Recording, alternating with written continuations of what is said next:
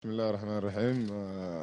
يعني اكيد هي مباراه مفاجاه، ولكن كنا متوقعينها الحمد لله انه الامور انحلت، وباذن الله راح نحقق فيها 3 نقاط باذن الله.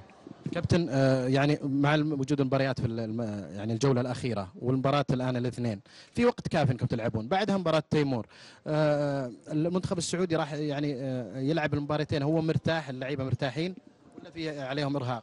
لا طبيعي، هذه كرة قدم يعني، وفي يعني بين كل مباراة ومباراة 3 4 أيام إن شاء الله ما في أي شيء.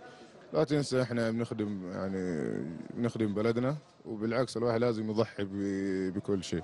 وفعلا يعني آخر أسبوعين كان في شد وجذب يمكن مع الاتحاد السعودي والاتحاد الفلسطيني، ولكن كنا متوقعين يعني في أي لحظة يعني راح تنحل هذه المشكلة، وفعلا يعني الحمد لله أنها انحلت.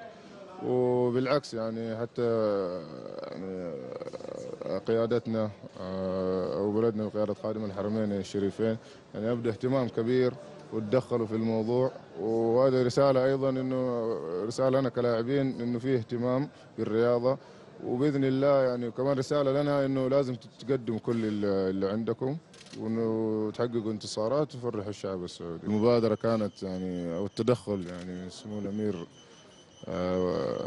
صاحب السمو الملكي ولي العهد الأمير محمد بن سلمان. يعني قلت لك أنا دليل إنه في اهتمام كبير بالرياضيين وبالرياضة، ولا بد إن نحقق فيها يعني 3 نقاط. ما بقول لك إنه وضعنا تحت الضغط، لكن هذا واجبنا. وأيضا لا تنسى انه لسه المنافسه ما انتهت على التاهل، لسه يعني الى الان في فارق نقاط بسيط، 5 نقاط ما هي كثير. ايضا منتخب فلسطين له امل، يعني له امل في المنافسه، يمكن حتى افضل ثواني. لكن احنا باذن الله اهم ما عندنا نحقق 3 نقاط ونرتاح، نلعب باريحيه اكبر في المباراه. الحمد لله يعني اكيد الواحد يتمنى انه يختم مع منتخب بلاده. زي ما انت عارف الحمد لله امامنا مباراتين صعبة، وان شاء الله ربنا يوفقنا في الجاي ان شاء الله. والله زي ما اقول لك يعني الحمد لله انا اشكر ربي انه قدرت ارجع للمنتخب بسرعة، يعني مو اي لاعب يقدر يرجع بسرعة. الحمد لله يعني هذا توفيق من الله ودعاء الوالدين، وان شاء الله ربي يوفقني في المرحلة الجاية ان شاء الله. لكن المباراة الجاية زي مباراة مهمة، يعني احنا حنلعب كل مباراة ان شاء الله نكسب ال3 نقاط. زي ما انت عارف المنتخب الفلسطيني منتخب يعني قوي ومنتخب محترم، ان شاء الله اننا نحترم المنتخب الفلسطيني، وان شاء الله اننا نحصل على ال3 نقاط. كابتن، قبل لا تنقل المباراة يعني كان ممكن يكون في عقوبات على المنتخب، انتم كلاعيبه كيف تلقيتوا هذه المعلومات؟